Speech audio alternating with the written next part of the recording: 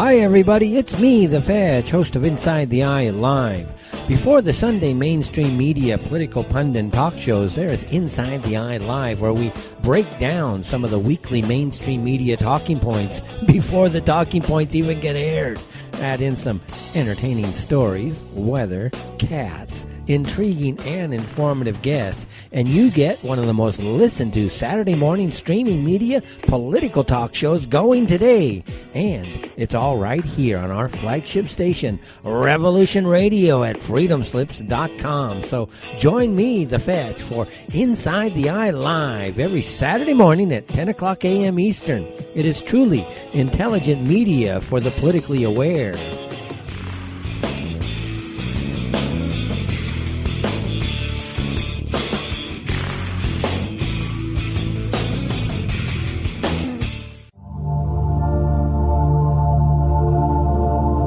Welcome to Sacred Matrix, a divine paradigm of love and universal consciousness, with your host, Janet Kira Lessin and Dr. Sasha Lessin.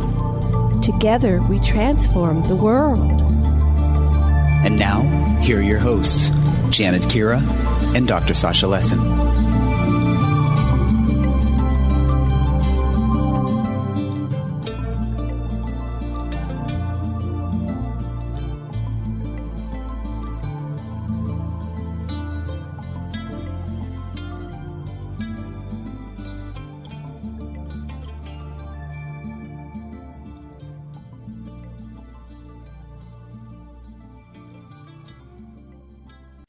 Dr. Sasha Lessin, and today we interview our special guest, Steve Bassett.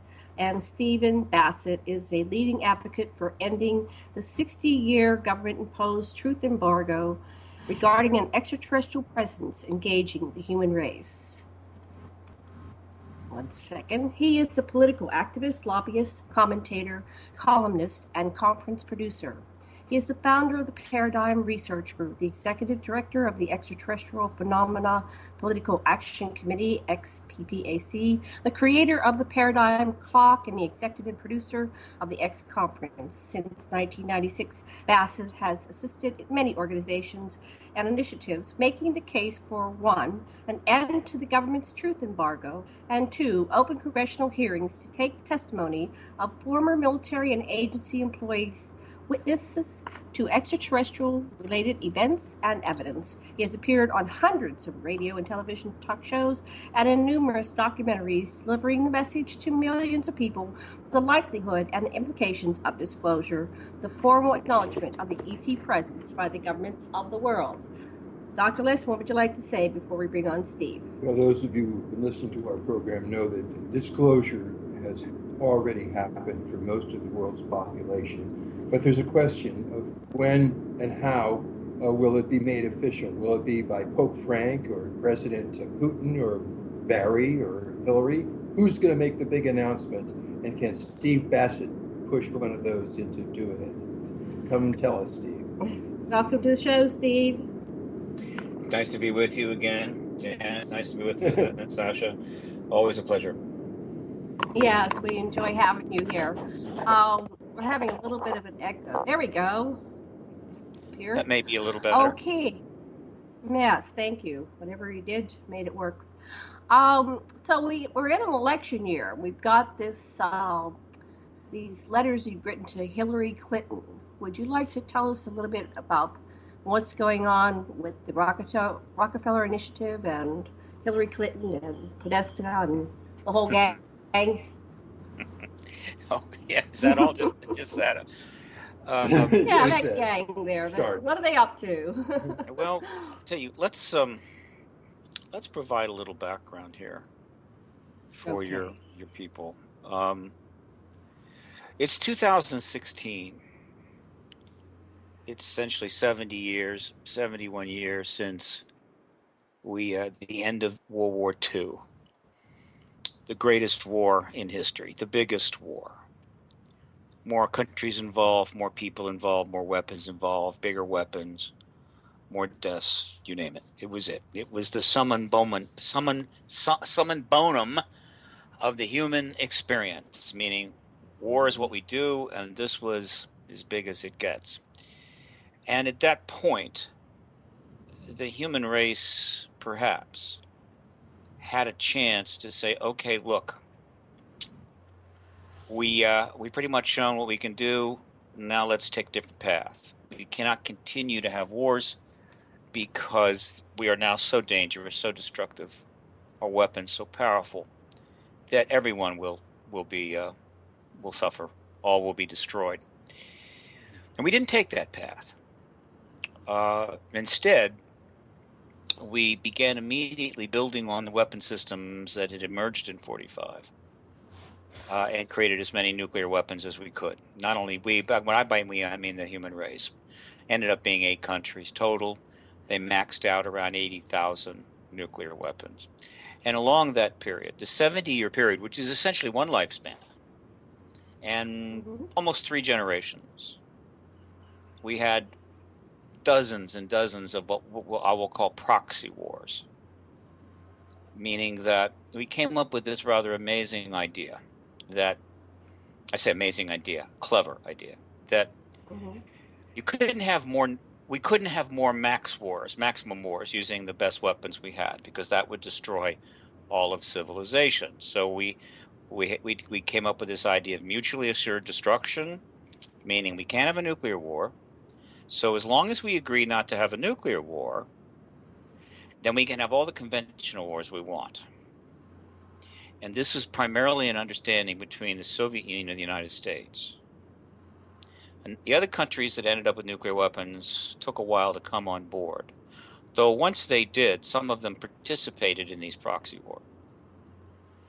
And so we were able to continue to do what we've been doing for 10,000 years. War, endless war.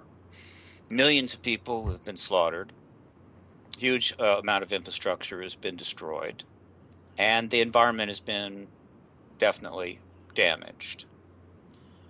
That's not exactly the course that we wanted to take. It was a massive mistake made by people that knew better, that had a much better understanding of history than their predecessors.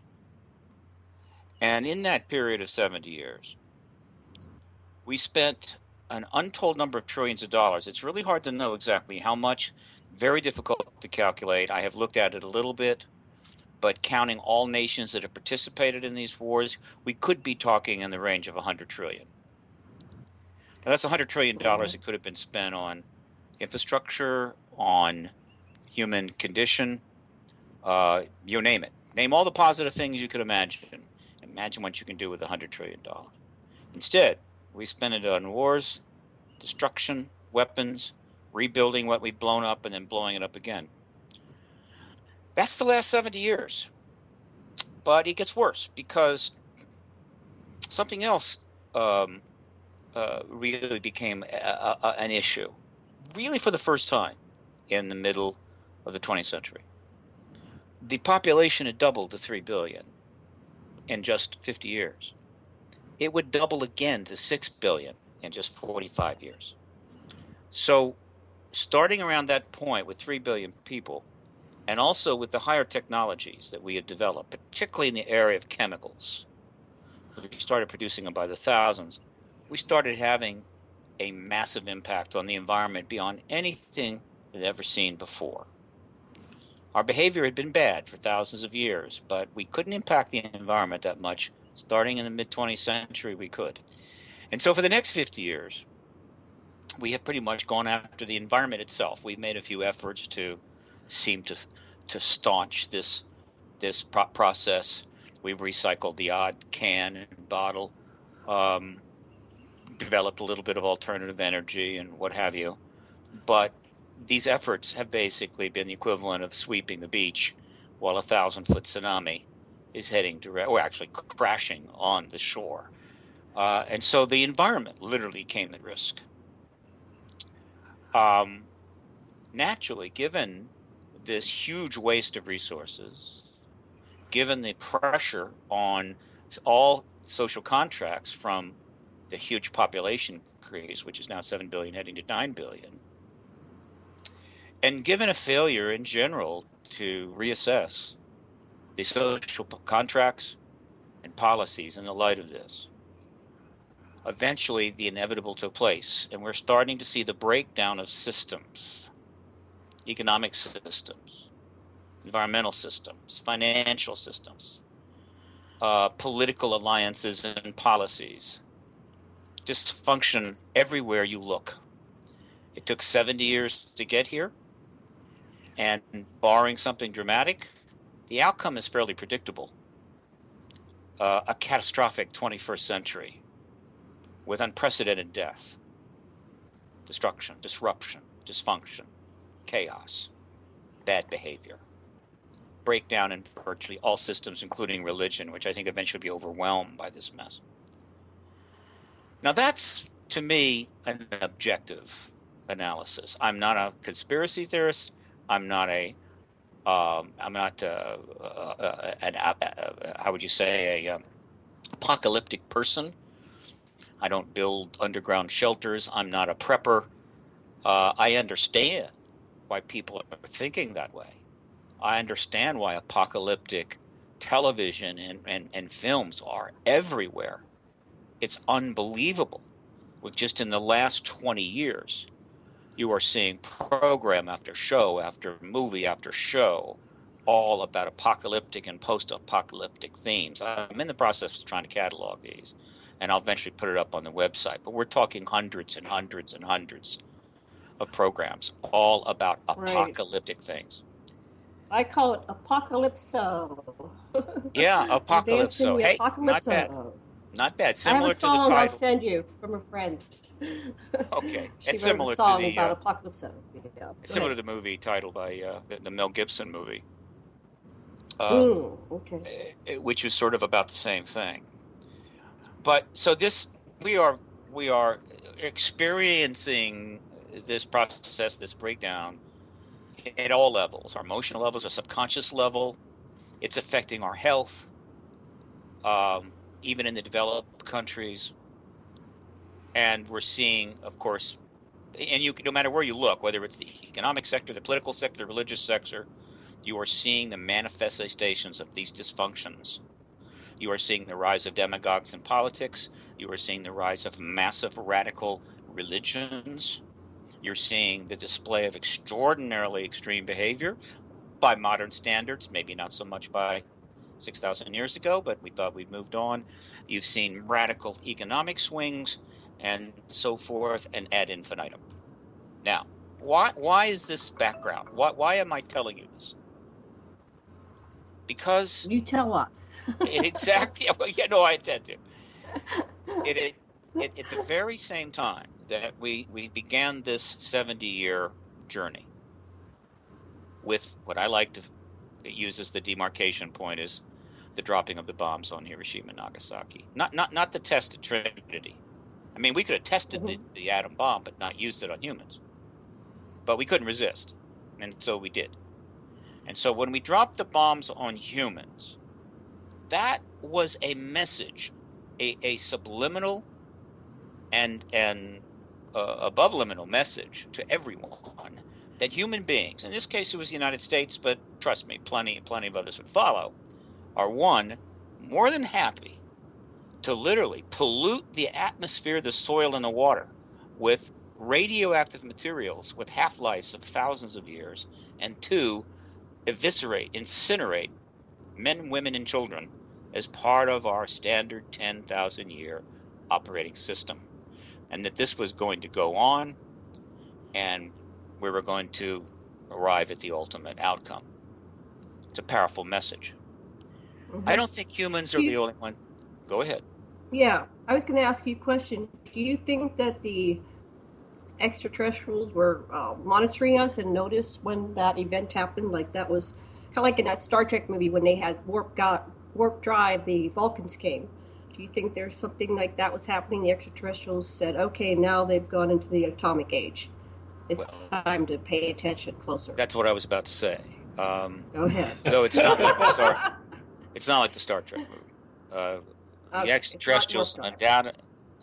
The extraterrestrials have been aware probably of this biosphere for as many years as you want to contemplate. Whether, and I imagine that there are extraterrestrial civilizations that were aware of us a long time ago, and they've all moved on. Never see them again. But the ones that are paying attention to us now, where they also received that message, or essentially saw or could calculate the implications of those two bombs dropping. And so, in 1947, in early of 1947, approximately 18 months after the bombs were dropped in Japan, there was a significant increase, escalation in the activity of whatever ET entities were dealing with us at that time. It's possible that some of the ones dealing with us at that time left shortly thereafter because there was a transition underway and they weren't to be part of it. All right. But in any event, that escalation in 47, which is well documented, which included the extremely important event in July at Roswell, is the companion story to this 71-year journey we've been on. And it is inextricably tied together with what's been going on in the human sector. There is the terrestrial and there is the extraterrestrial. And these two are very powerfully linked in ways that we can only guess at. And lots of people have guessed at it. And lots of people have theorized about it. And you have an almost unlimited number of estimations and calculations and so forth, most of which will not be true. But I certainly applaud the effort. So one of the reasons that we don't know the full relationship between human conduct and behavior since 45 and the ET conduct and behavior since 45 is that the government of the United States led its allies, which were very beholden to the United States at the end of World War II, in a what we'll call a policy of embargo, which is we will not acknowledge, we will not support private efforts, we will undermine private efforts to ensure that the extraterrestrial story remains unofficial, and the ability of private citizens to engage it will be minimized to the degree we can minimize it. What's the motive? Well, I'll get to that in a second. But this policy was instituted by the United States with the Allies. The Soviet Union was perfectly happy to go along with it without being asked. Communist China was perfectly willing to go along with it without being asked. The defeated Axis powers had no choice and were not going to rock the United States' boat, that's for damn sure. Japan, Germany, and Italy, because had they might still be a pile of rocks. So it was pretty much a tight situation. That policy was going to go forward. How long was not clear. Now, the reasons why the government did this are not known for sure, but we have enough information and enough evidence, some witnesses, to pretty much get close to the explanation. And it is simple. Extraterrestrials, as far as the national security structures of the world's governments post-World War II, was first and foremost a threat. It was viewed as a military threat of unprecedented proportions. Two, there was these entities clearly had advanced technologies, and we wanted access to those technologies very badly. And we got some access to those technologies early on because of crashed events, which is interesting and a subject for another discussion. But we got that technology. And three, no country could be sure what any other country knew or had access to regarding this ET presence.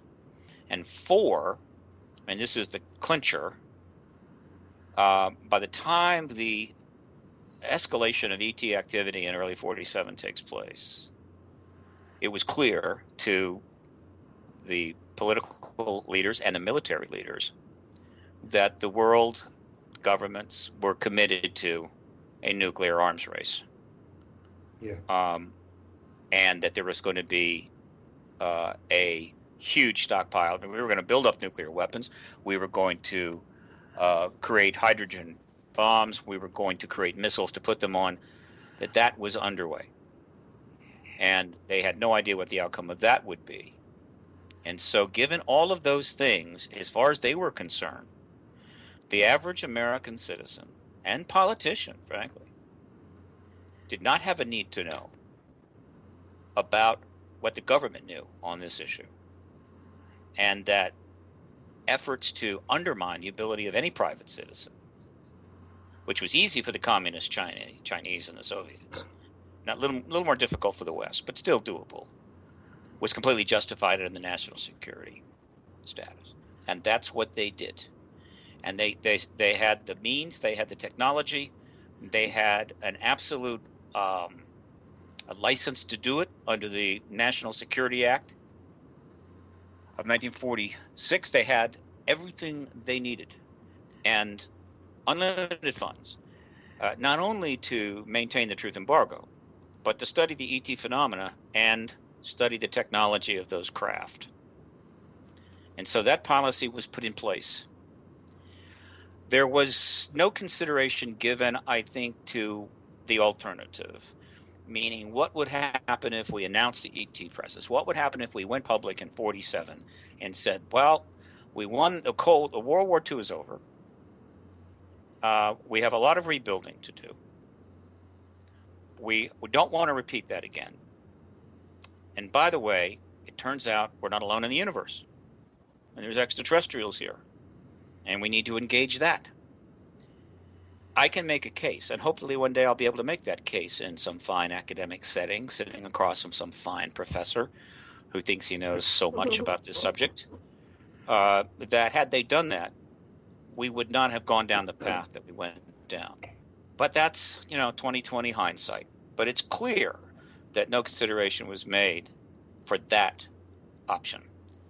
Once you move into the 50s and the Cold War continues to escalate, the bombs are being made, and then, of course, the proxy wars are getting underway. I'll exclude the Korean War. It was not so much a proxy war as a direct aftermath of World War II, but every war after the Korean War is a proxy war. Unnecessary, gratuitous, evil, but nevertheless conducted. And as those things unfolded, the government's ability to change course on the ET issue was simply negated. And that has been the case since 1947. We're now at 2016.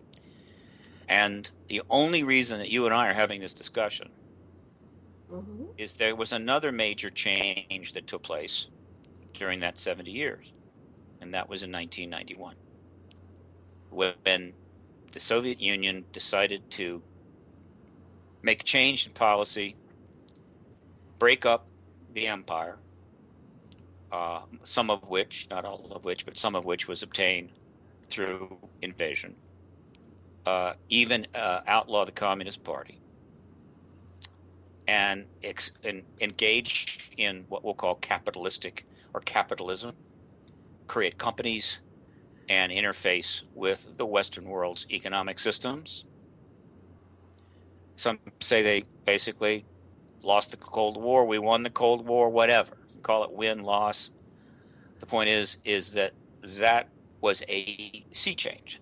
It allowed for further expansion of arms limitation treaties, ultimately leading to some reductions of nuclear weapons, but not the elimination of proxy wars, right? Because even though the Cold War was over, the policy of mutual assured destruction still existed, and it still exists to this day. We have weapons ready to launch at the Soviet Union on very short notice, and so do they. And we can still have that nuclear war. But it would be one capitalist country destroying another capitalist country. Whatever. The proxy wars continued, the slaughter continued. But that was a major change in 1991. And the effect of that change was that the ability to maintain the truth embargo, the ability to suppress witnesses who are retiring or aging, who wanted to come forward, either because legally they could or because they no longer cared about any consequence, also diminished. The technological ability of citizens to engage this phenomena with photos and videos and cameras and night vision goggles, as well as sophisticated database constructions within organizations like MUFON, and then, of course, creation of documentaries and just sharing videos worldwide, exploded shortly after the end of the Cold War with the rise of the internet, and the truth embargo was further weakened. And so now we're on a 20-year journey towards Steve, resolving. Let me see if I can just. It seems to me that it isn't just a national defense, but it was the hiding of money that was stolen from the budget and keeping people employed and giving contracts as a system of just avoiding and plus criminal responsibility for various kinds of acts. And all these things are involved. It isn't just a matter, it sounds to me, of national defense at all. One could add on, pen various amendments to that. All governments are committing criminal acts all the time, going back thousands of years. Nothing new about that. The United States, post-World War II, was riding high. I can assure you. There weren't a lot of people challenging the United States over terrible criminal actions. We had defeated the Axis powers, along with the Soviets, because we didn't give them a lot of credit for that. We were in the act of rebuilding Europe and Japan. Our financial system was extremely strong due to the war efforts. We were in good shape.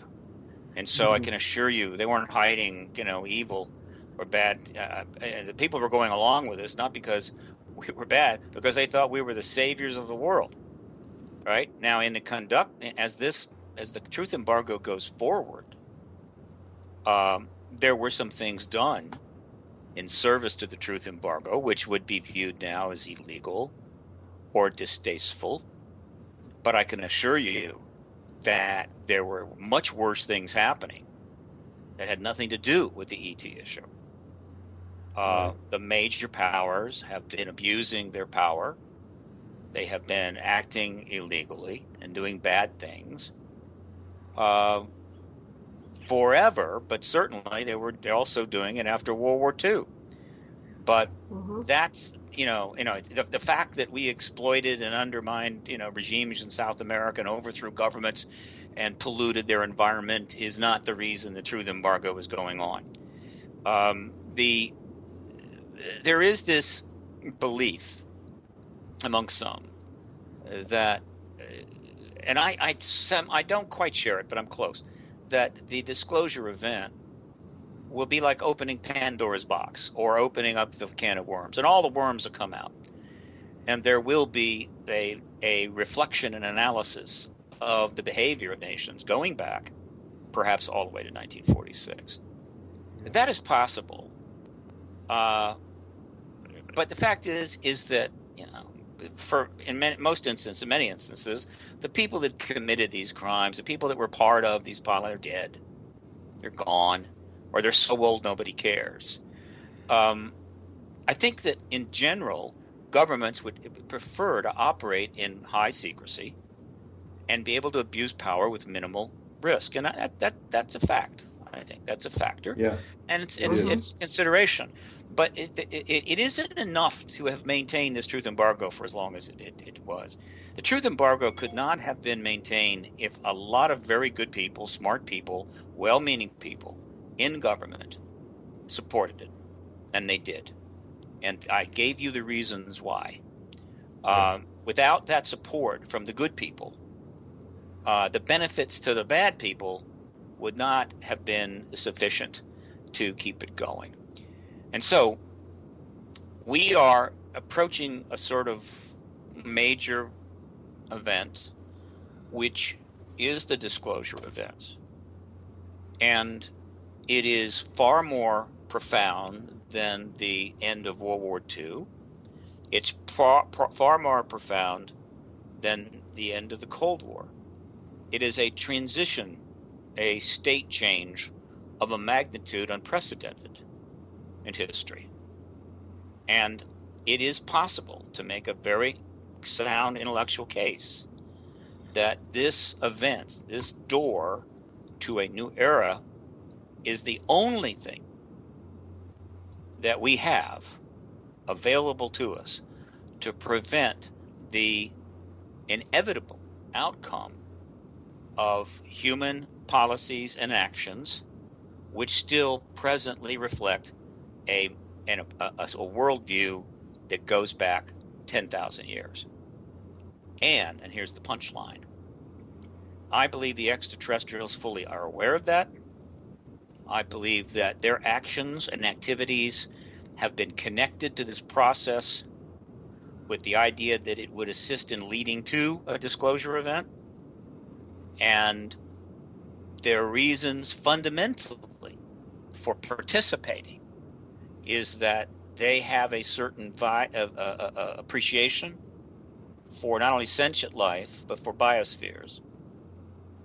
While we now learn that there are probably biospheres spread out throughout the galaxy, as opposed to what, closed-minded, paper bag covered scientists were only willing to say until not that long ago, the number of biospheres is still rare when viewed in the context of the entire galactic, space. But more importantly, everyone is unique. It's like a diamond. Well, it's not even a diamond. It's rarer than diamonds. A diamond is rare, but one diamond is pretty much like another.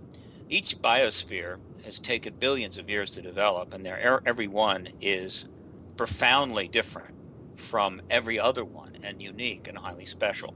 And I think they view that with great, what's the word I'm looking for? They view it they consider it greatly important.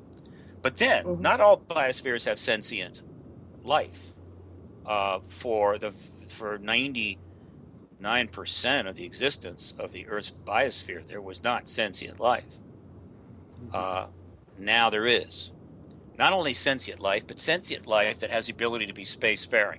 And so this transition is not only about ultimately bringing to an end, hopefully, the human policies that are fundamentally destructive to everything, not just men, women, children, but animals, plants, oceans, sky, right? Changing those policies. And two, bringing about the engagement of the human race with non-human civilizations for whatever benefit may come from that. And so that's what's going on here. And that's what the disclosure event means. And let me be clear. There is many ways this could have gone. And there's many degrees of resistance that we might have put up. As it turns, and I imagine that something like this has happened on other planets around the galaxy. And as it happens, ours is taken now 71 years. A long time, not a huge length of time, certainly not geologically speaking. It will ultimately happen, I believe, within one lifespan, which is pretty cool. And that's it. That's the way it came down. And if it had taken 20 years, if we had made this move sooner, I think it would have been probably a good thing. But we didn't. So now we're at 71 years, and there is X amount of resistance to this. There is X amount of resistance to this event within the Pentagon, within the CIA, within, to some degree within the Congress, to the extent they know anything at all, within the general citizenry. And this is true of every nation that has some sort of understanding of this. X amount of resistance. But that X is less than it was 10 years ago, less than it was, much less than it was 20 years ago. And so we are close to finally overcoming that resistance and having the people inside that actually have our best interest, I think, ultimately, though they may be mistaken, taking the necessary actions to bring this event about. Disclosure by the world governments is magnitudes above the kinds of small d disclosure that people are aware of. The fact that X numbers of people in the country personally and privately believe that we're being engaged by extraterrestrials is fine. It's helpful. I have a question when you have a chance, Steve. Well, the last thing I was going to say is formal acknowledgement is 1,000 times more important. Go ahead. Okay, so we'll get to that. Are you following the research by Free, the Edgar Mitchell Experiencer Group, and the research that they're undertaking and their findings, which have now been posted, and we're talking about it with the experiencers? To a one degree or another, I sort of follow everything that's going on. I don't necessarily plunge that deep into it because I don't have the time, and because my job is not that. My job is to force the political policy change. But what is your point about that? Well, they're finding that the contact is humanoid, predominantly humanoid, and that the grays are like number 4. So there seems to be a humanoid presence behind, and they are interacting with other extraterrestrial species. So there's some kind of cooperation going on.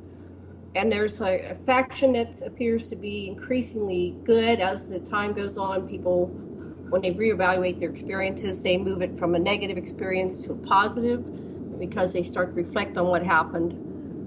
So the findings are very encouraging. What I wonder is, you talk about going back in time to where things started, and of course, that Dr. Lessin and I are Anunnaki researchers, but have you tracked down when this interaction with extraterrestrials began? And was it always negative or was it positive? Did they have their own agenda? And, this whole thing about Orwell's 1984, where it's a continuous state of war, is that perhaps in play on some level? And could there be an extraterrestrial element in that interaction of the continual state of war that we're in? Well, look, I think I am not a researcher, so right then, what I say about such things needs to be viewed with some caution. I'm a big picture guy. I'm almost always looking at the big picture. I don't have time to get up, put my nose up against the screen and count pixels. But I think I can say with some confidence that as regards the total history of this planet or this biosphere and its contact with extraterrestrials, we probably know 1/10 of 1/10 of 1/10 of 1/10 of a percent, which is to say we know virtually nothing. What little we have garnished from looking into the past is interesting, and it's useful, and very difficult. And we would know a lot more, but because of the truth embargo, there is no Eric von Daniken chair for exoarchaeological studies at Harvard. There's no J. Allen Hynek chair for exoastronomy studies at Yale. There's none of that. Whatever research is going on in the government, whatever money is being spent to understand this phenomena, whatever we're learning from it is not available to us. We have no money, few resources, and only a very limited number of people trying to look back thousands of years and see if they can figure out what the history of this contact is. That is a impossible situation, though noble. And so I have very little confidence that we have a clear understanding. That's one point. Secondly, with respect to extraterrestrials themselves, the entities themselves, we have absolutely nothing from the government at all. But we do have one very interesting source of information, and that is from the contactee accounts. And there are a million of those. Most of the contactee accounts are written down and submitted to researchers, some with names, some anonymously. This started back in the 80s because things started to change and the whole idea of contact started to emerge. There hasn't been a proper survey of all of these. It would cost millions of dollars, but hundreds and hundreds of these accounts have been examined in greater detail, and they have been turning up in various books. But when you look at these, even when you look at these, you're still seeing somewhat of a spectrum of information that makes it difficult to draw very particularly strong conclusions, though many people have. In fact, that's understandable.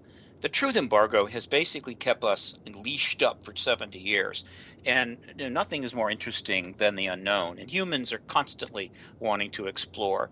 And so you've had 70 years of people with a leash on their neck that want to know more about this, and the government won't let them, and so they're struggling and coming up with explanations, and they're not, in a position to run those explanations down to ground. The scientific method is limited here. And so what we have is exactly what the government wants, which is a giant menagerie of theories, speculations, hoaxes, disinformations, all mixed together, right, in kind of a toxic punch. And we're told to drink from it. This is, of course, unacceptable. It's destructive. It's wasteful. It's insulting. But that's what we have. And as I've said many times to people, most, if not a major majority of everything known about, or everything written and said about this phenomenon is false. It will prove false. So, and they need to remind themselves about every single day. I don't have to do that if I want to read an article on atomic physics or cosmology. I'm not going to look at that article. Oh, well, 90% of this is probably false, because I understand it's a product of a pretty substantial and well-funded scientific process. But when it comes to this issue, that's not the case. And whose fault is this? It's the government's fault. This is what the government wanted. This is what the government created. The Soviet Union did the same thing. The Soviet Union created an ocean of misinformation that forced all of its people to swim in that ocean, because the Soviet Union knew that if they spent all their time trying to stay afloat in that ocean of misinformation, they wouldn't have any time left to overthrow the Communist Party, until eventually the whole thing collapsed under the weight of its lies and misrepresentations. This, in fact, is a road that the United States is on right now for reasons that baffle me to some respect, but yet are rather remarkable. And so when it comes to ETs, as far as I'm concerned, what we know is that there's more than one type. That shouldn't shock anybody. If the galaxy is filled with biospheres capable of generating intelligent life, which can space travel, you're going to end up with more than one ET, right? No surprises there. Right. We know that some of the ETs are humanoid, look very human, which is extremely remarkable. And some of the ETs look completely non-human, which is less remarkable.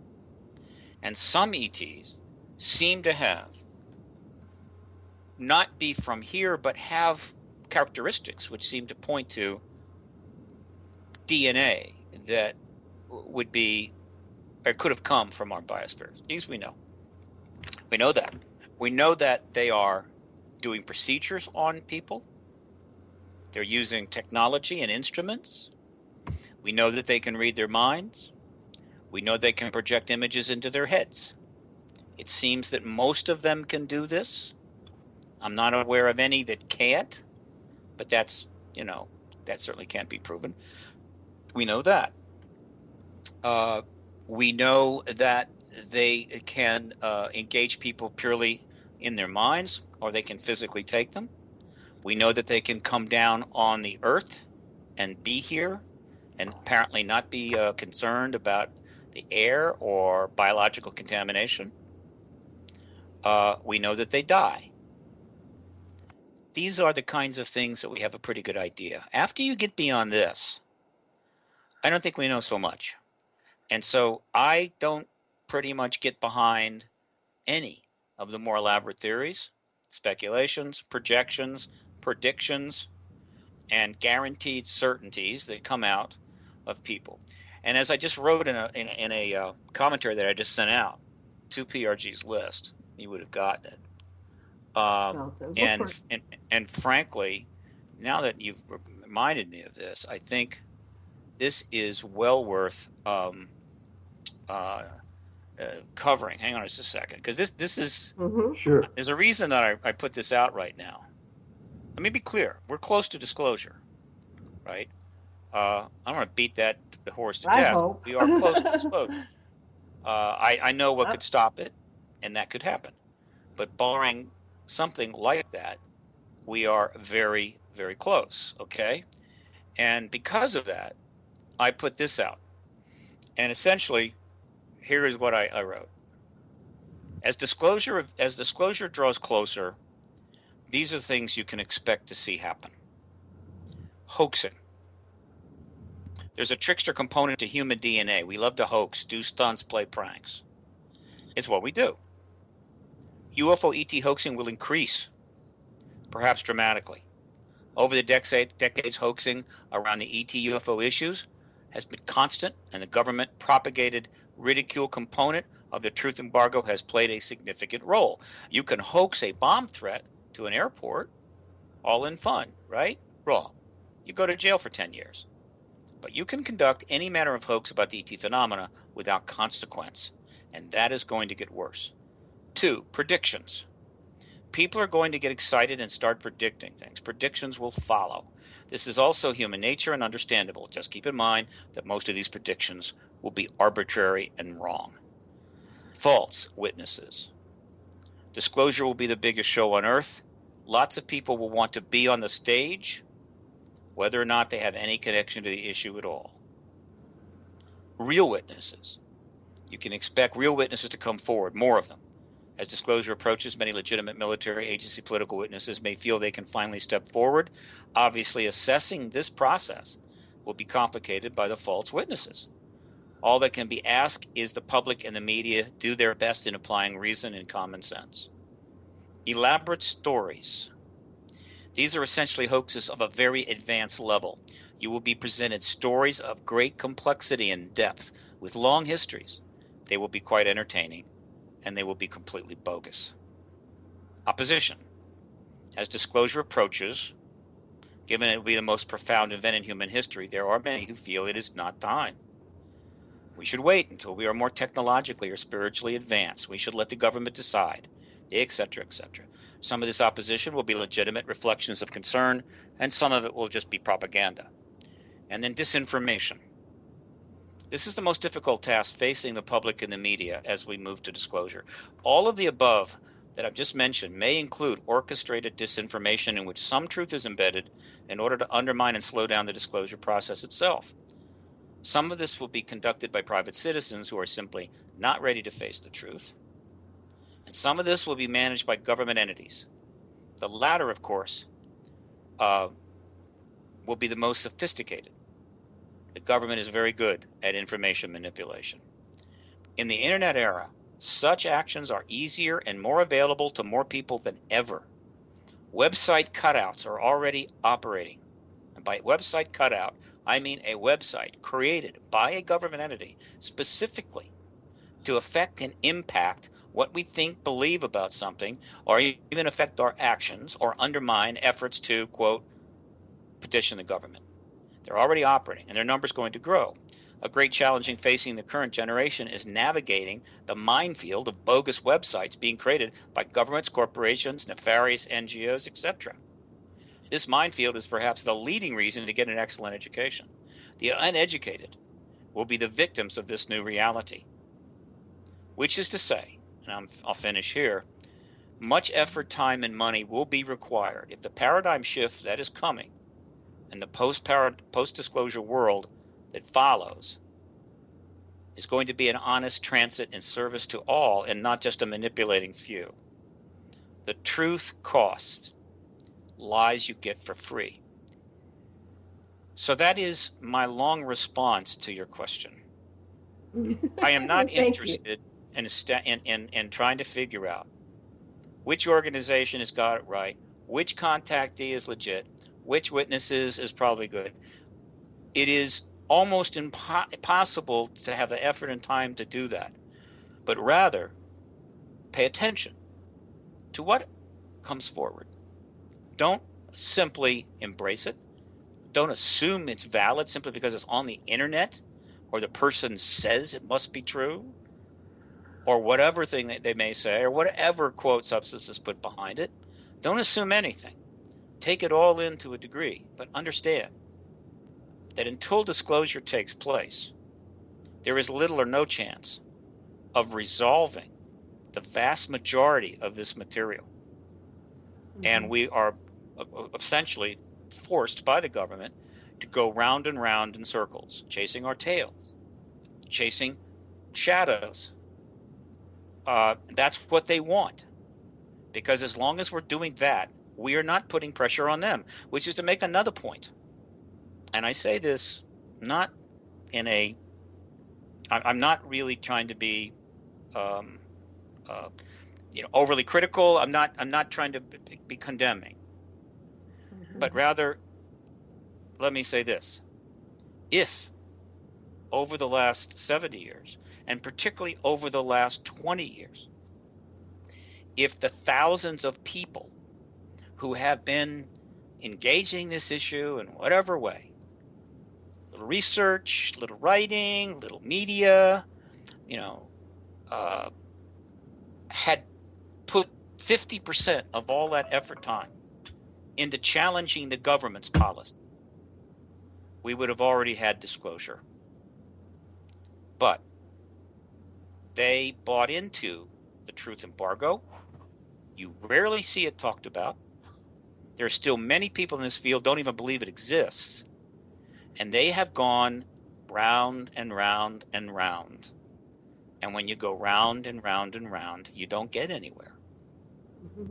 And that's exactly what the government wants. So what we need is more pressure on the government and less efforts to try to connect the dots to a puzzle that is missing 90% of all the pieces.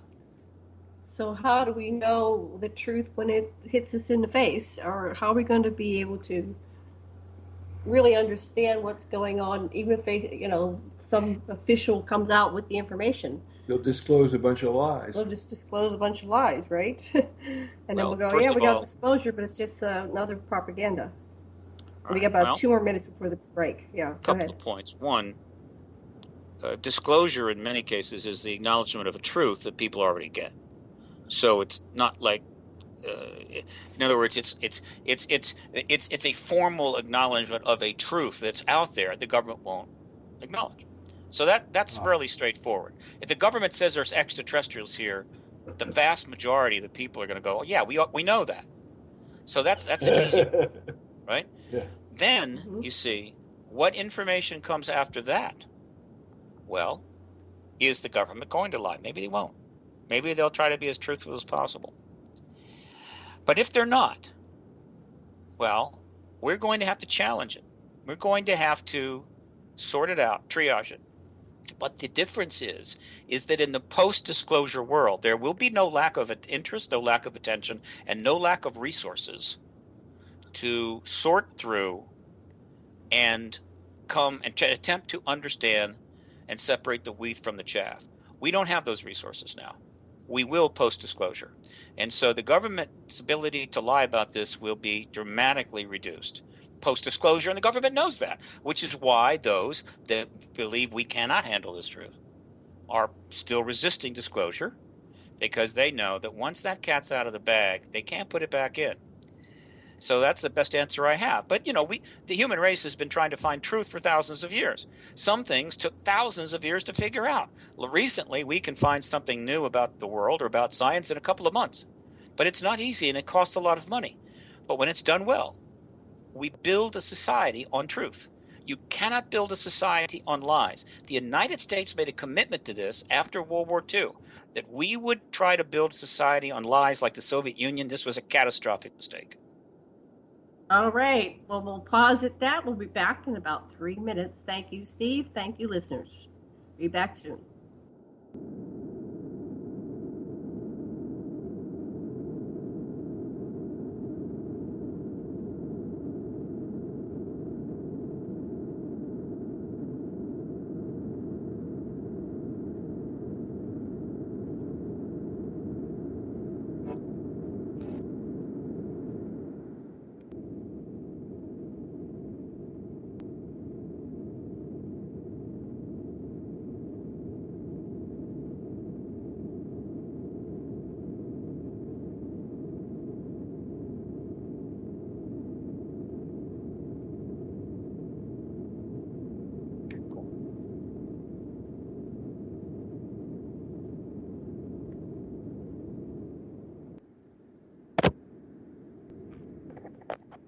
Aloha, everyone, and welcome back to the Sacred Matrix on Revolution Radio at freedomslips.com. And I'm your host, Janet Kira Lessin, with my co-host, Dr. Sasha Lessin, and we're interviewing Steve-Bassett. And it's a fascinating show. But before we get back to our show, I'd like to remind everybody to please go over to that donation button on freedomslips.com and do make your donation. $1, $5, $15, $20, whatever you can donate is greatly appreciated, and we do thank you very much for your donation. Dr. Lessin, what would you like to say before we bring back Steve? Well, we're still in suspense about your challenge to Hillary, and so I hope you bring this up this session.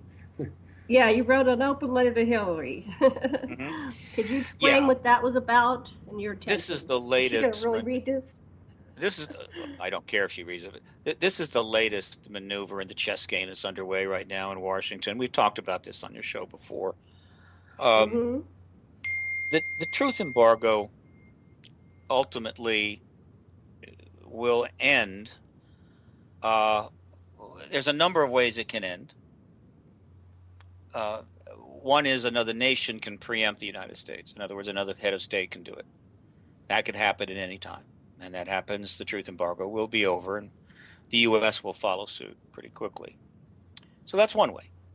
Another way is that the government, the military intelligence community, and the president, without any pressure from us, will come to a understanding that now is the time for the American people to know about this, based upon their assessments of our national security and the overall status of this. And that would be nice. So it can happen that way too. A third way is the extraterrestrials could force the issue anytime they wanted to, and create a situation where there was simply no other option but then to acknowledge the ET reality. That's not one I would like to see happen, but that's the third way. The fourth way, and this is the likely one, is that the policy of embargo will be forced to an end by citizen pressure, by an advocacy movement, much like the advocacy movements that most of us are quite aware of and have seen in our lifetime. This is usually the way you have to go. and generally, it usually involves a policy where the government has, or parts of the government have high vested interest, and that there's downside to the action. Perfect example. The southern states were highly invested in segregation. It was key to their political policies. You ran as a segregationist candidate. The whites outnumbered the blacks in the South. And therefore, to alter the voting rights laws would be to undermine the power structure of the South itself. So the resistance was quite substantial. Now, the southern states could have come to an understanding all on their own in the goodness of their hearts through acquired wisdom.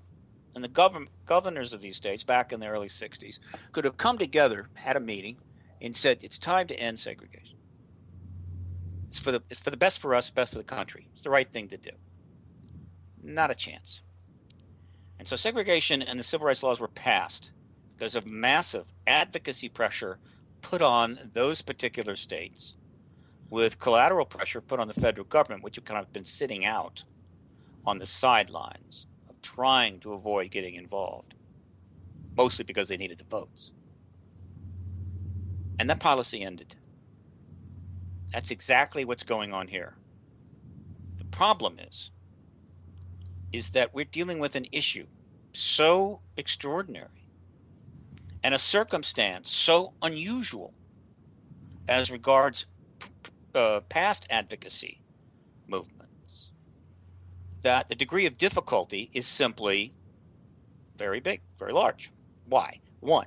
But you're saying that this is a matter of survival of humanity, and it sounds like it's enough to passionately motivate just the movement you're speaking of. But it doesn't. That's the point.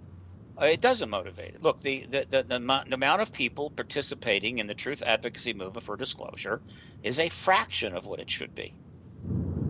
I know huge numbers of people in this field, and I know that the vast majority of them go out of their way to avoid having to confront the government. They just can't bring themselves to do it. Why? Well, one reason is that the truth embargo is the truth embargo on the ET issue is one of the most unprecedented and successful propaganda efforts of all time. It's just absolutely extraordinary. The U.S. government has been able to maintain a formal policy that something doesn't exist that's literally being seen by people all over the world. They've managed to keep the media very much contained and on a leash. They've pulled the issue out from the Congress and the presidency. They've kept the complete education system of the United States, which is 5,000 colleges and universities, out of the picture. Don't teach it, with the tiniest of exceptions. They've kept the philanthropic organizations and private grant people out of the thing, so there's no money. It's unbelievable. And so you have an advocacy movement seeking a policy change about something the government has maintained and successfully maintained doesn't even exist. Right? It's like trying to create an advocacy movement about the world being flat. Right? There are it's flat crazy. earthers. So, obviously the world is not flat, so you can't create an advocacy movement around that. Well, the government says the world is flat. And if the government had spent 70 years convincing the American people was flat, you would have a difficult time trying to create a round earth advocacy movement. That is one of the problems that we have. All right? They're allowing it in our entertainment, though. They allow it on YouTube. It's all over the internet. And it's on, Jimmy Kimmel and all these other entertainment. They're talking. So it's true what you're saying. And yet everything out there is being permitted on some level. So they are allowing it in entertainment and in YouTube. So what's going on there? Well, be careful. Your use of words here. They're not allowing it. Right? Well, they could block anything. I've No, had they can't. They can't just block websites it. blocked and taken No, down. no, they can't. They can't do that. That's one of the interesting things about it. It's one of the reasons it's been successful. It's one of the dilemmas that the United States faces. The United States government does not have the kind of control that the Soviet Union had, or North Korea has, right? It has had to conduct its policies since World War II within a nation that still remains a constitutional republic, that still has elections, that still has an operating First Amendment and a substantial amount of media.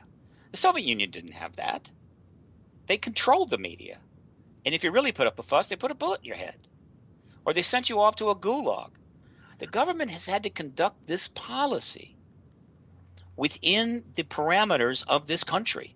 And those parameters make what they did extremely difficult to do. But they did it because they're very smart and they have a lot of money. But here is the dilemma. You see, in the Soviet Union, there was no misunderstanding about the government's policies and totalitarian status. Everybody knew what was going on. Everyone knew how much control and surveillance there was. Everybody knew the consequences of stepping out of line.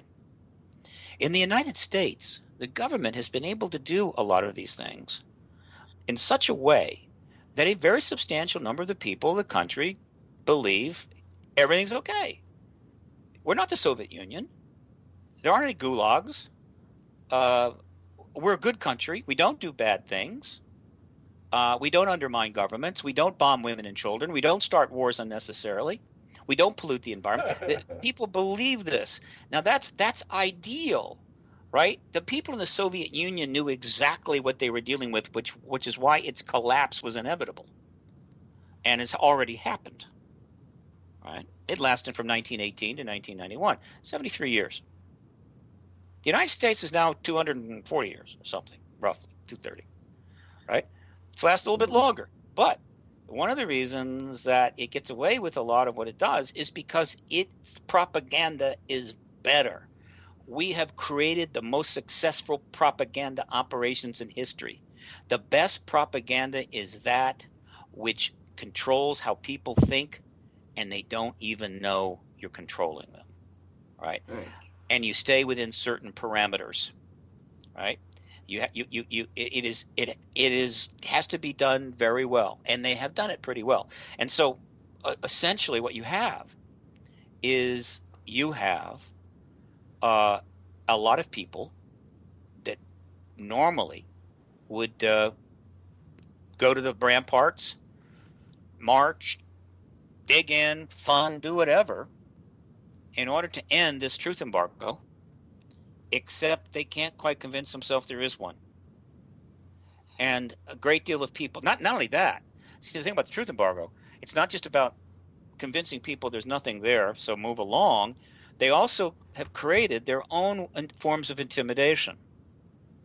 And sometimes soft intimidation is the better way to go. In the Soviet Union, they'd kill you. They'd disappear you. They'd take you to a gulag, and your family members would be very angry about that. And there was a lot of built-up anger. And as a result, people would resist. So they would write books, right? Solzhenitsyn. They would deliberately undermine their jobs. They would just create problems. That's hard intimidation. The United States uses a much more effective form of intimidation. It's fundamentally peer control. Ridicule is the number one tool on the truth embargo. It is one of the most powerful tools in the human arsenal. I know a lot of people who wouldn't hesitate to go to Iraq and report on the war or fight in the war with bullets flying over their head and death at any time, moments away, but cannot bear the thought that Jimmy Kimmel or Stephen Colbert would make a joke about them on a late-night talk show. Ridicule and humiliation for many people, particularly higher-end people, is worse than death. And we have perfected ridicule to a fine art in our country, particularly when dealing with policies. People are named truthers and called believers and conspiracy theorists and nut jobs and tinfoil hatters and pick an issue, whatever. They come up with the terms. And because we don't have a miserable society, there's a life to be led. Who needs the aggravation? Who needs that aggravation? So this is an advocacy movement unlike any other, facing a situation almost like any other. It is very difficult. You can't get the funding. You can't get the media's attention, at least to the degree you need. The Congress is completely out of it. And yet it's the most important issue in the world today. Right? Now, we had a policy for 51 years. It was also a stupid policy. It was the embargo of the island of Cuba. It was nothing but hubris, pride, arrogance, and, I don't know, revenge. 51 years. And it accomplished absolutely nothing, except to undermine our ability to create goodwill in South America. But then, since we were undermining governments down there and destroying environments down there, it wasn't exactly encouraging to Cuba or any other left-leaning country to suddenly embrace us. Right? But whatever, stupid policy. It ended. As of today, it's interesting that we're having our little chat. Today is the first time that a president of the United States has set foot in Cuba, I think, in 90 years. Wow. Right? Here he is. He's down there. Okay. So that embargo is sort of over. Okay. Now, some people don't like that and some people do. The point is, the embargo is over. We are going to be engaging Cuba. Hopefully, we won't just run a bunch of CIA people down there and the mafia won't go down there and we'll sort of turn it into what it was in 1930. Hopefully, we will treat it with a little respect. And if we do, they may moderate some of their policies and human conditions and human rights and interaction between families and so forth between Cuba and the United States will improve. We'll see. But we ended that. Mm-hmm. We have one more embargo to end. There isn't any other real – actually, there's a number of embargoes out there. There's a number of what we call sanctions, all of which inevitably just screw the people without touching the leaders. But we just, for a lot of people, sanctions is better than drone missiles. And so, they sanction a country. They feel like they're doing a good thing rather than kill them. But in any event, this is a real embargo. It's the real deal. We have one more, and that is the embargo of the galaxy. All right? So that the world is told, you could go to Cuba, and guess what? There's actually a galaxy of civilizations out there, and one day maybe we'll get to go there, and they're actually already here. Now, that's one hell of an embargo, and that's one hell of a transition. But that's what has to come next. I love the fact that the Cuban embargo was ended under Obama, because the game that's being played right now is trying to get the ET embargo ended under Obama. The letter to Hillary Clinton, and the reason why all that's taking place, is that at this point in the chess game, Hillary Clinton is a major piece. She is the queen. And in order to get to the king, that's Obama, we've got to go through the queen.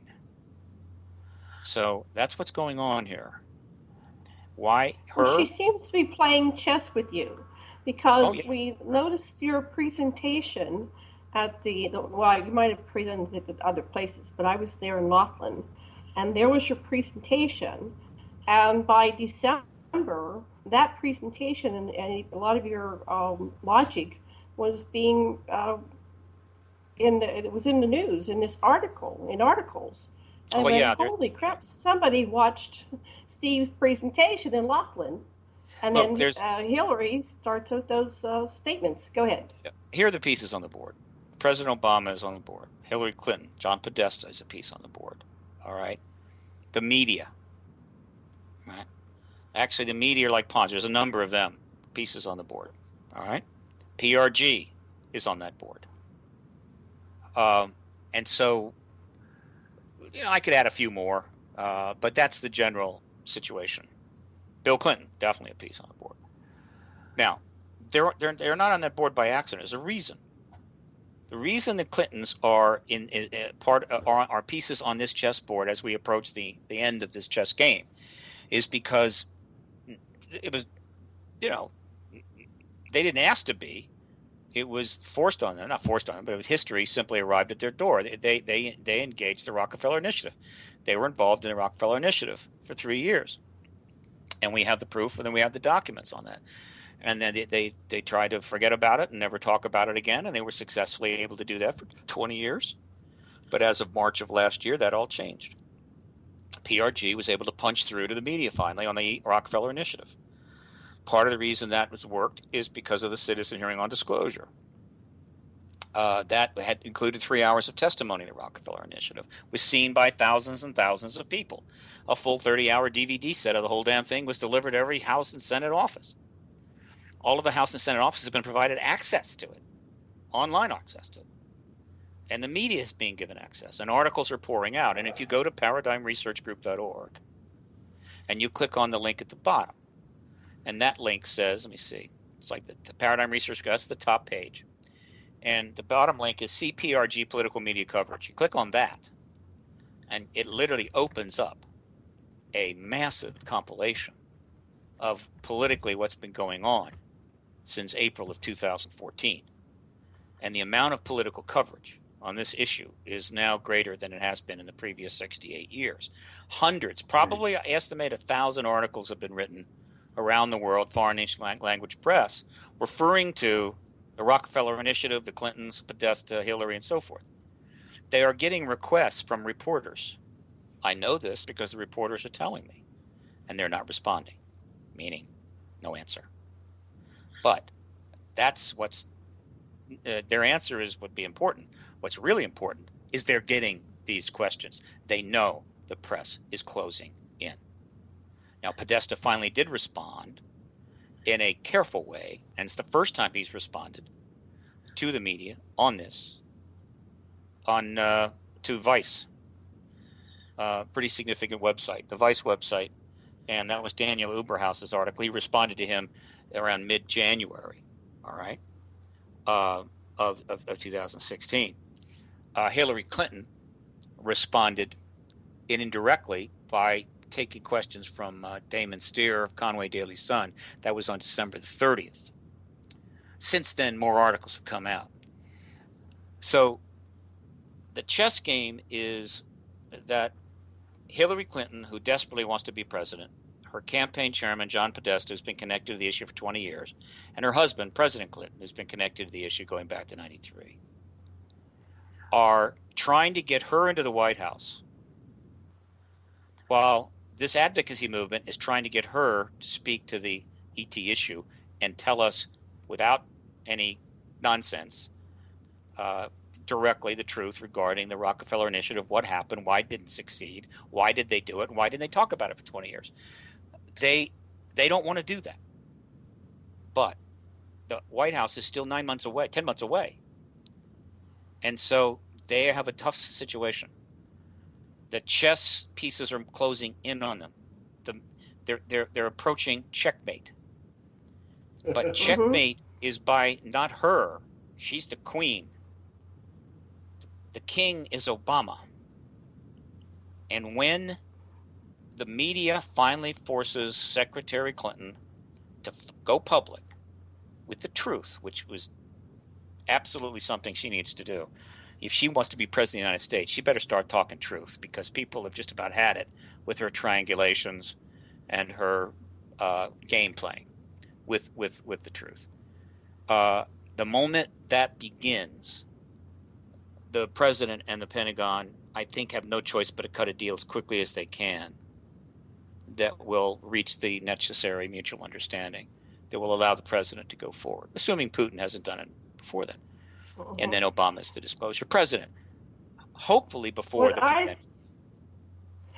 I just want to interject. What I find very interesting was not just Jimmy Kimmel interviewed Obama on March 13th, 2015, but February 11th, Barack Obama goes on the Ellen Show, and I watched this. I clicked on it, and lets this 6-year-old little girl I'll ask him about the extraterrestrial, or the aliens. And he And knew he that. says, Yeah. that was like the total setup. So you sit there and you go, well, that's a big setup. These are What was that moves they're about? making. Ellen, was it a? Yeah, these These are are chess moves moves. they're These are making. You're moves. watching the game And being played, and you're seeing moves being made on the board. Mm-hmm. They're having great fun with it. If I told you, he told the little girl, I'd have to kill you. Well, that was No, he Will didn't tell her Smith's that. children. No, that was Will Smith. Oh, You no. forgot that one. Remember, he talked to Will Smith. Oh, that's right. Little Jada boys. Pinkett, Jada and the little boy. I forget the little boy's name. And so that needs to go on this list of. Yeah, all these little moves. The media. One of the most important Yeah. moves took place. A very important move took place on. Hang on. It took place on. Where is this? On March the 1st, just 19 days ago. You see, Clinton had made her comments to the Conway Daily Sun reporter, in which she stated that she would get to the bottom of the quote UFO issue if elected. That she would, maybe we need a task force to investigate Area 51. That was pretty remarkable. That she'd promised John Podesta, who was linked to the issue for 20 some years, that she would do all this, and then maybe we've been visited already. We don't know. These were extraordinary comments. The CNN and Washington Post said they were jokes. Well, on March the 1st, while they're campaigning, not in New Hampshire now, but in Nevada, before the Nevada caucus, Podesta agrees to do an interview with KLAS-TV, Steve Sebelius. Now, everybody knows that the number one researcher on KLS-TV is George Knapp, and George Knapp has been investigating this issue for 20-some years, and he is very knowledgeable on this issue. And Podesta would have known that. Instead, he goes on, he gives this interview to Sebelius, who's their political guy, and in that interview, he once again affirms this thing, we need to get the truth out to the public, and states, and people need to go watch this interview, it's important, he confirms that her remarks in December the 30th were serious. She strips the whole joke thing out from under it. Now, have any of the media come double back on that? Of course they have. The media is so screwed up on this issue, it's unbelievable. The print's coming around. But the top-end print, which is the New York Times, the Washington Post, are completely in the tank. And all of the networks and the 3 cable news networks are completely in the tank. In other words, they're underwater. They're down there underwater, drowning in propaganda. They still can't climb out. But the print aren't coming around, and that's fine. That's enough. Eventually, the networks will come around, and so this game has been going on. Now, a lot of people know about it, but it's still a tiny fraction. Because while I put out the releases and the website's been out, and I've done 100 and some interviews since November of last year, I still can't. And I've been written up. And again, I'm not bragging here. I'm just talking about the chess game. I mean, I've been written up on the Washington Times several times, the Washington Post, New Republic, Roll Call, Mother Just. Not a single call from any network. Not a single call. I mean, this is an unbelievable story. It involves the Clintons. I should be getting calls from every friggin' network. No, nothing. Right? They are just trying as hard as they can not to make that call.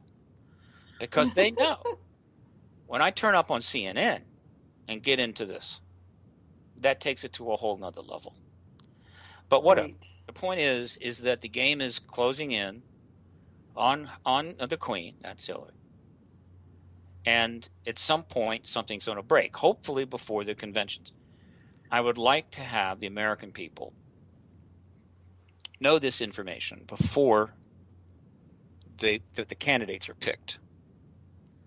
I think that would give the remaining candidates an opportunity to speak to this, and would integrate the thing into the presidential race in a very positive way. That would be ideal. Now we still have time. The mid-July. We have till mid-July, so we've got all of the rest of March and April and May and June. We got almost 100 some days, so there's a decent chance we'll pull it off. If not, then it happens after the conventions.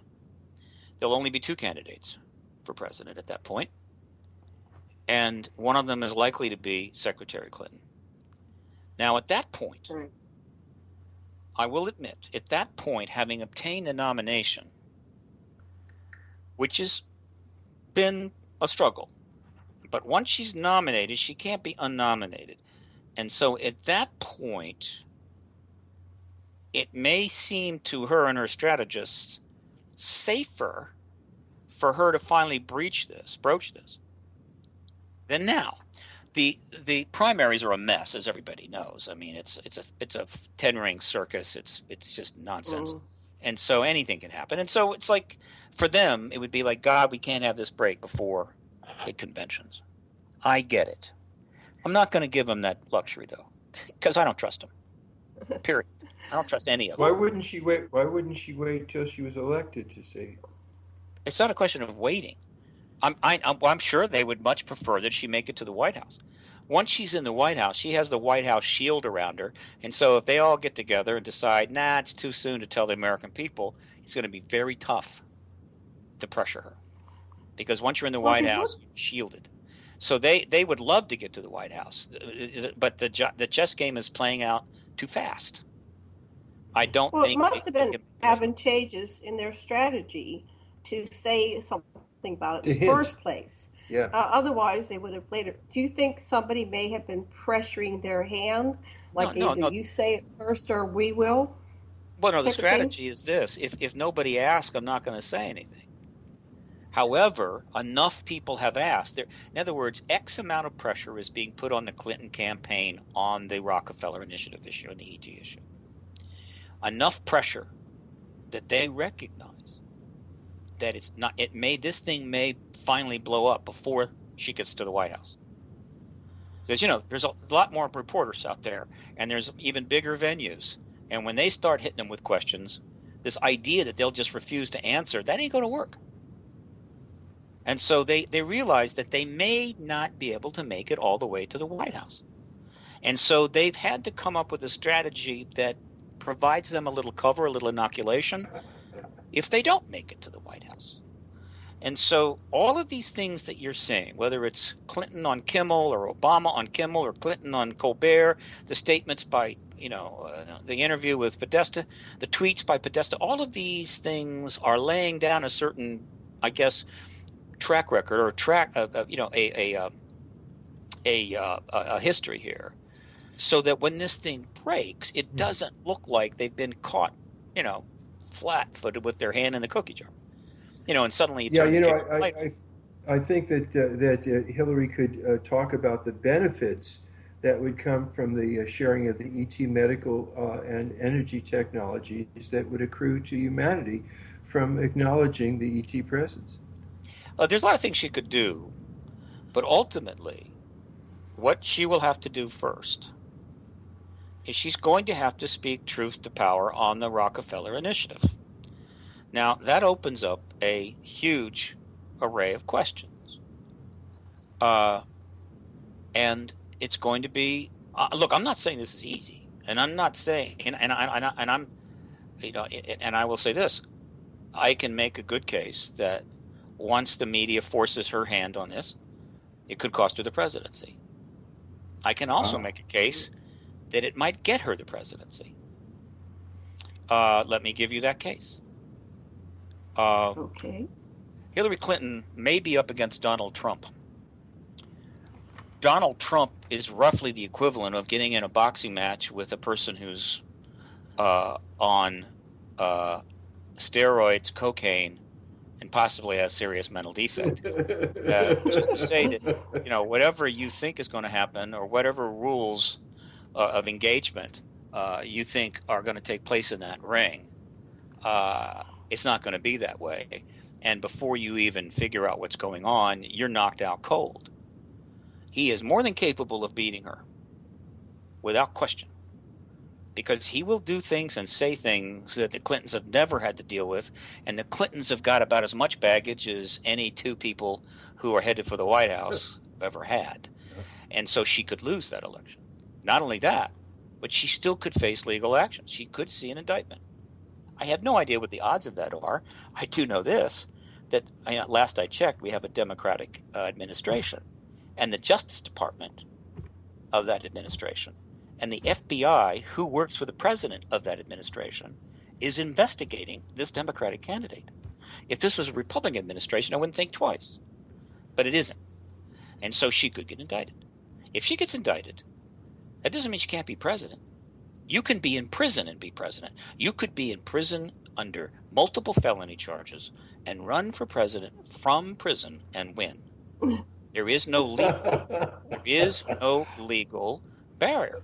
Now, I'm not saying she's going to go to prison. I'm simply saying that her road to the White House is not, a guaranteed thing.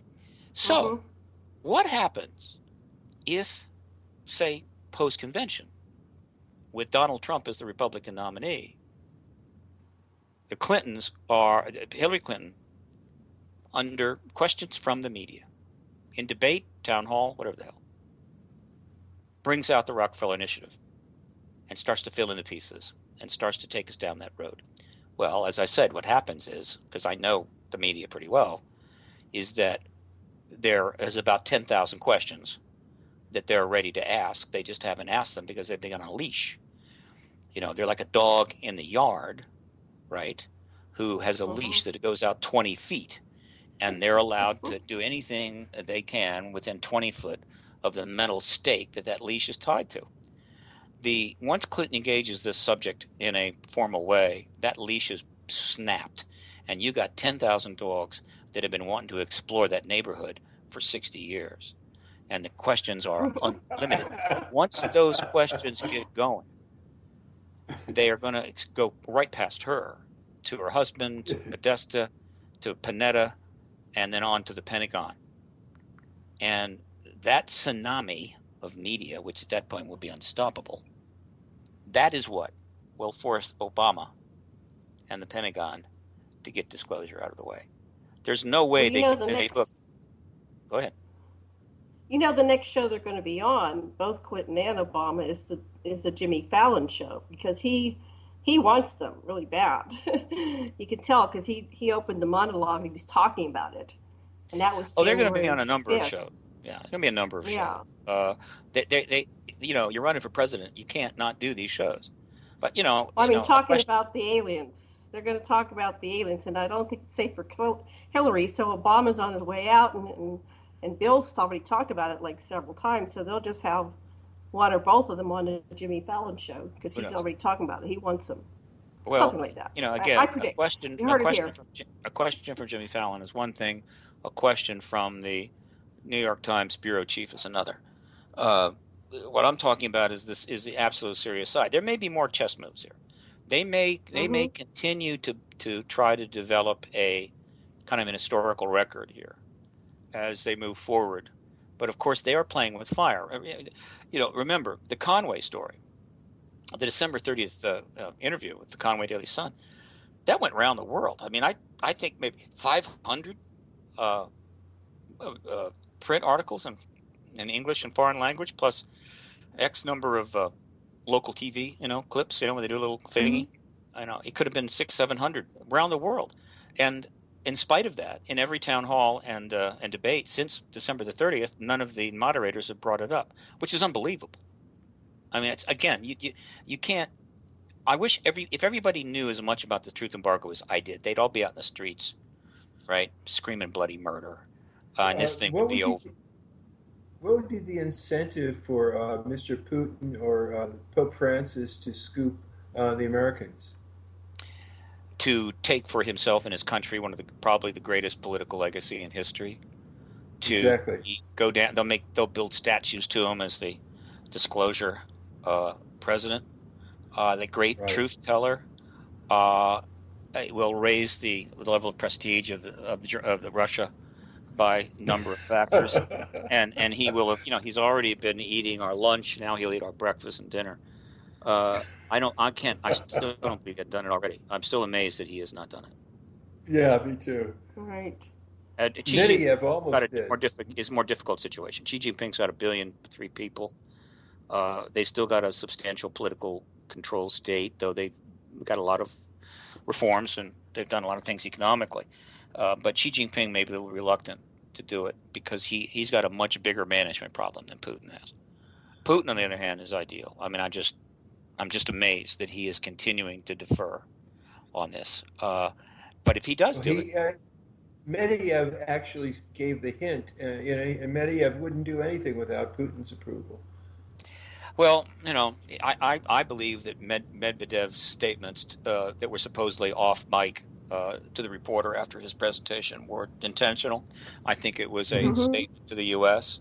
And if that is the case, then what was a while ago, what was going on there was that the Soviet Union, or Russia rather, was saying, reminding the U.S. that they know about this too, but we're not going to preempt you, not yet. They were sending a message. Okay, now, if maybe there is some back channel deal between the United States, it could be between Kremlin and the White House, or maybe it's between the intelligence services. Some deal they worked out years ago where the United States would be the first country, that's the deal, and for whatever reason, Russia is getting something in return. I don't know. I kind of doubt it, frankly, but it's possible. Nevertheless, if Putin is the disclosure president, I'm telling you, there's going to be a very great number of unhappy people in Washington, D.C. and the Pentagon. And all I can say is that I've been telling them this. I have been putting this out there for 10 solid years. And so they're going to get no sympathy from me.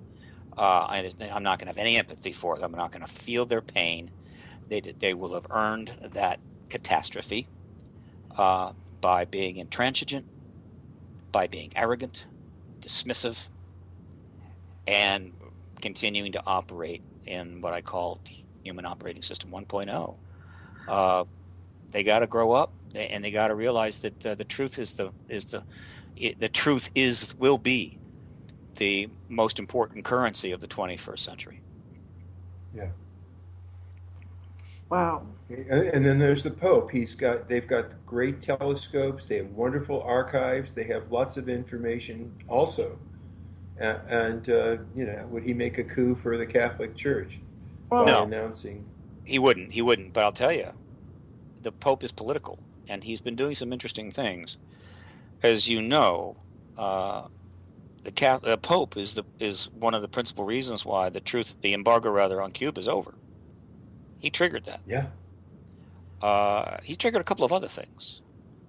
So he's willing to engage politically, which is to say that the U.S., and this is a pretty good strategy.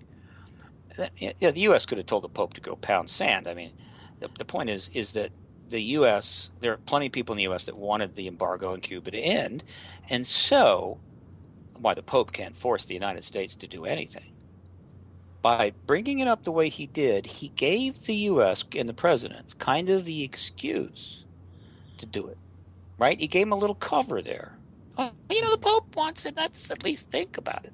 That's cool. He's done that a couple of times. Now, would the Pope hint about this? Well, the interesting thing is if you look at what's happened to the Catholic Church for the last 15 years, my God, the Catholic Church is talking about ETs all the time.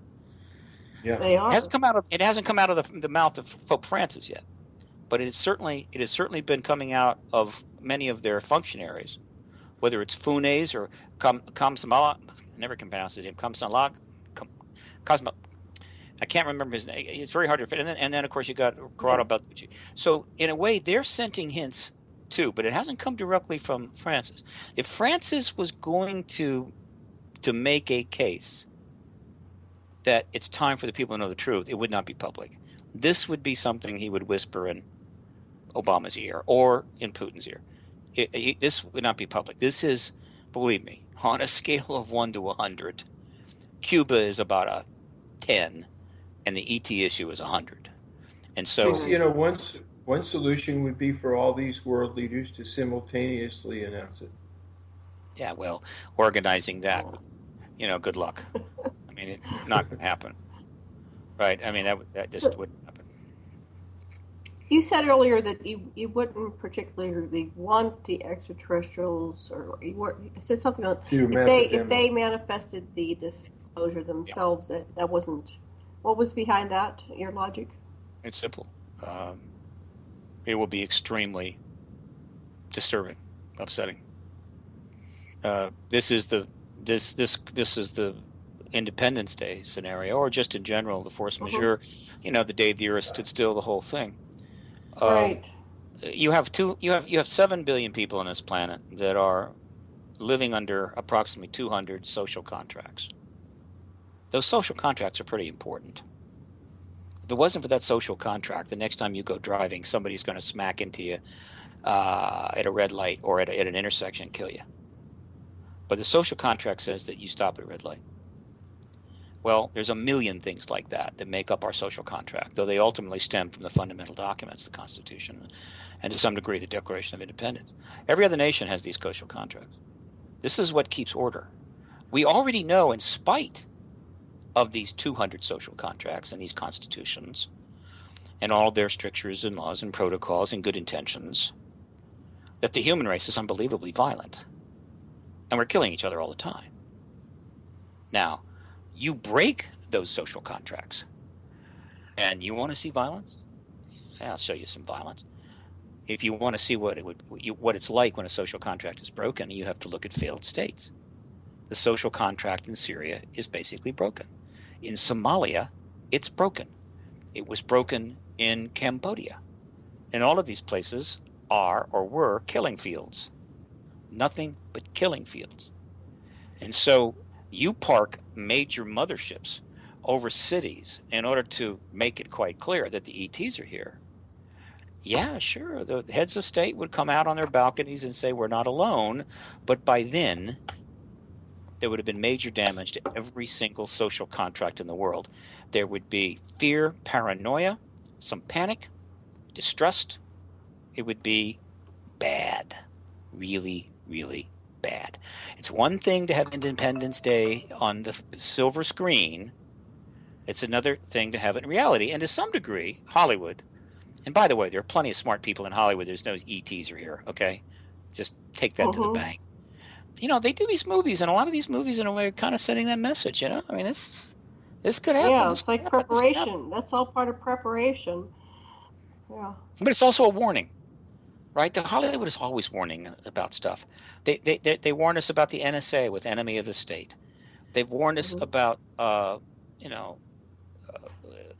there's almost no social issue that Hollywood, in its wisdom, has not given us a look at through, and we generally just don't pay attention. I mean, but they're trying. Okay, we'll give them some points. But on the ET issue, no genre in film and television has raised more money, generated more revenues than the extraterrestrial genre. I think it's around $75 billion. I've actually done a little research there. It's hard. Yeah, you have to adjust the dollars for, to 2016, but 320 some movies, several scores of television series, and on and on and on, plus your product sales, advertising revenues. It's a huge, no genre. It's the most lucrative and prevalent genre in all of entertainment in the modern world. Well, most of it's negative contact. It's mostly negative contact. There's a few. That's what sells. But it's negative. And that goes inside. That correlates with the government's false flag prediction that they're going to do a false flag extraterrestrial event with some kind of holograms in the sky. That's a theory. That's a theory. That's a theory. On February 10th, I have no knowledge of that. Go ahead. On February 10th, I had a download type dream 2 nights in a row, and it was positive contact. And the way it worked was, they had everybody showing it in the sky at once, but the veil came down. We remembered who we were as eternal beings. So that was the only way it worked. There was no more fear because we knew who we were and that we were in the game. But the game's over at that point. Either way, if it's positive or negative, the game is over. And there are factions on both sides that don't want the game to be over because, this existence as a human being on Earth is kind of fun in some ways, So yeah, well, what can I say? My dreams are sadly far less interesting and rather mundane. So I don't have such resources. A lot of things, true. I'm just saying there may be things that we can't think of how they could do it in a positive way, but the game would be over. So we have just a little bit left. Look, what would happen post disclosure? What do you Well, think? that's a whole nother. Unless you, My God, yeah, that's 100 hours. Look, I think 100 hours. Steve Spielberg probably did about as good a job as any artiste has done on the Mm-hmm. force majeure content. Uh, the uh, in the movie Close Encounters, the president doesn't announce. In fact, there is no disclosure event.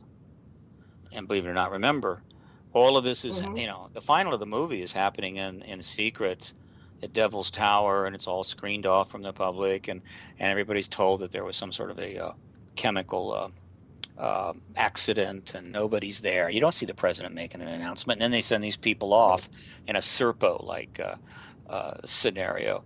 But so it was not disclosure as we're seeking. It was, in fact, force majeure disclosure. And you see this gradual build up. People are hearing sounds and certain tones around the world and messages and so forth. And then the ship shows up. That's, you know, well, first of all, that's not disclosure, right? Now, Mm-hmm. if in fact they did all this and then the ships kind of retreated and then the president would then make an announcement, we're not alone. There are ETs here. We've had some interaction. Some of our people have actually been taken to their planet. It wouldn't be too bad. I mean, that's basically that's a combination of self-disclosure and force majeure disclosure. It's like a 1-2 combo. Of course, keep in mind that you got all these ships flying around, and there's probably plenty of people saw that thing from a distance over Devil's Tower, or whatever. I mean, but I get it. I understand what Spielberg was trying to do. There may be a way that ETs could somehow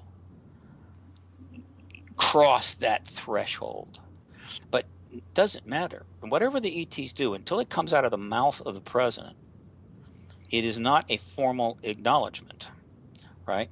And to the extent that the awareness of the extraterrestrial issue grows even greater because of more sightings, more activity, whatever the reason. So the number of people that are convinced the ETs are here without a formal acknowledgement from their heads of state, the social contracts are going to be damaged. In other words, I don't want to risk that approach. And let's face it, the ETs haven't done that. They haven't done a Spielberg type thing yet. It's more like they're going about their business. They're just not being very coy about it. But I'm guessing. I believe that the ETs are fully expecting a disclosure event, and I believe something's going to follow that. But right now, my job is terrestrial. I don't know ultimately what the ETs are going to do, but I know this, that if they force this issue on us, if they force in a public way our president to finally acknowledge this, and that's true of all the rest of the nations, the damage politically will be significant. On the other hand, if the heads of state do their damn job and decide it's time to change the way we live as human beings, it's time to change the operating system to go to human operating system 2.0, we're going to tell the people the truth. Then we're going to tell them some more truth, and we're going to let them participate in the restructuring of this world so it works, because it doesn't work now. No. If that happens, I assure you that is far, far better outcome, a far superior alternative. And I will not be shocked at all if a year or two after we do that and engage the subject terrestrially at a very high level, open contact will take place. I'd be really sad if it didn't. 1 or 2 years is all we need. The learning curves that we operate on now are extraordinary. We have the technology. So 2 years about right. And then who knows? Post-disclosure, post-contact, all that could be ahead of us, except for one real big problem. And this is why this movement needs all the support it can get. And again, all I can do is tell people. We're still operating under the old paradigm, Human Operating System 1.0. And that is basically permanent war economies, endless war, killing of human beings, and the creating of blood feuds and enemies, with greater and greater technology available to larger and larger people, so that as of 2016, there are millions of people out there that hate the United States. And they have access to weapons that could do great damage. And there is no reason logically I can envision why they won't in fact do that damage. And so the next 911 is right up the road. And by 911, multiplied by 10. 3,000 is not that big a number. Believe me, 30, 100, 150,000, very doable. If that happens, if that takes place, the disclosure advocacy movement will basically be gutted. And we're done. I don't know what will happen after that. It may be 10 years before we can do anything, unless the ETs intervene. Not to mention the fact we'll be dealing with the consequences of those acts. Nuclear war is still possible. Bio-war is still possible. Understand, the way we are conducting our affairs is grotesquely asinine. We are a danger to ourselves. We're a danger to every living thing on the planet. And while there are plenty of Americans that tell themselves how wonderful they are and the country's the greatest country in the world, and there's Russians that are saying the same thing about Russia, and so forth, the fact is all of these nations, well, enough of these nations, are acting in a way that is essentially insanity. Yes. They don't know what to do. They don't know how to proceed. They don't know how to fix anything. And they're seeing their systems, their financial, religion, medical systems, political systems, infrastructure systems falling apart underneath them, and they're powerless. And now the demagogues, which is who always shows up in the last days, are finally turning up, right? Which is another sign that we're nearing the end. We're running out of time. And this movement needs all the help it can get. And it's incredibly difficult to convince anybody of that.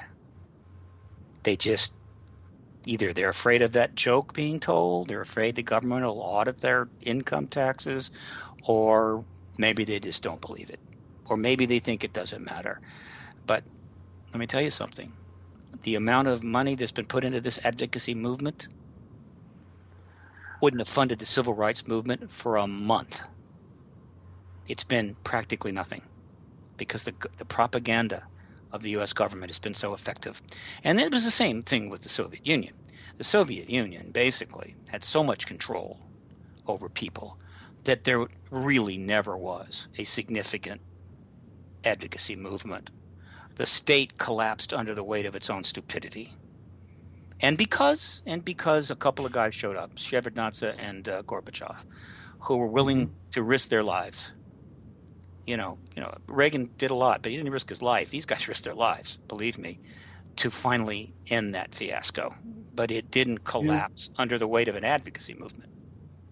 We've heard a lot of people talk about Gorbachev having relations and a deep friendship and tutoring from extraterrestrials, and that was very much part of Gorbachev's letting go of the former satellite countries of the Soviet Union. Have you heard that stuff too, Steve? That's one of thousands of things I've heard, but I have no basis to assess it. I have no idea. We have just 4 minutes or 3 minutes left, so I'd like to kind of leave it on a positive note. Okay. What can we say to inspire people to support this advocacy movement and to, put their dollars where their mouth is and what do they get out of this? Well, look, they get a new world if they can take it.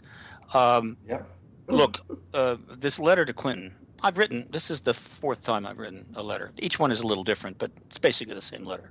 However, this time it's very important because we're reaching a critical point in the political campaign. It's up on the website. It's linked from my Facebook page, Steve Bassett, one word. And if you go to paradigmresearchgroup.org, you can click through to the main site and then click to press releases and updates, and it's the March 18th update, but it's getting around. I need people to spread this as far and wide. This is a powerful letter. This is it. This baby has got it all. This is as good as I can do. And I need to, if you're on Facebook, tweet it. I actually sent this letter to 500 media editors and reporters. And tonight, after I finish, I'm going to fax this 3-page letter to 400 congressional offices. Yay. So I need this letter to be spread around, particularly the internet version, which has links to everything. I mean, it's just got it all.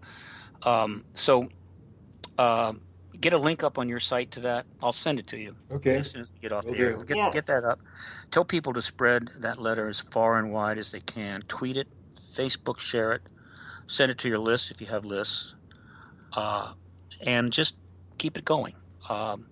This is powerful. This is a powerful letter, and if it gets enough exposure, it might do the trick. It might force CNN's hand or MSNBC's hand or something. It also might get some news show segments for me. So that's one thing. And then there are all these articles out there. You're seeing them all the time now. Go to the comment section, put your opinions up. If you think it's a great article, say so. If you think it's a terrible article, say so.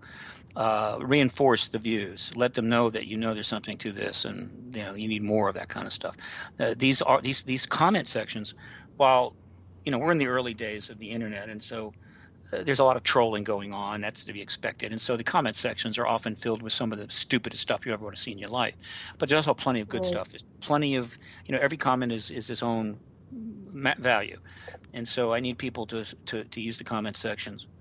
If you're on Facebook, join the Disclosure Lobby, which is a group there which is very active in supporting this movement. My page is maxed out at 5,000, and then there are others. So these are the kinds of things to do, and you get a new world if you can take.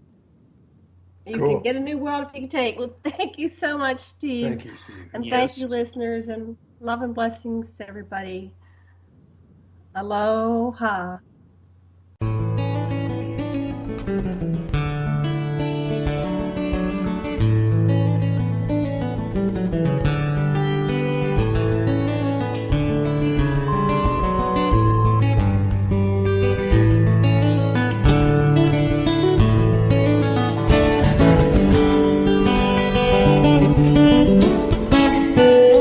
Revolution Radio at freedomslips.com, and we'll be right back after this message.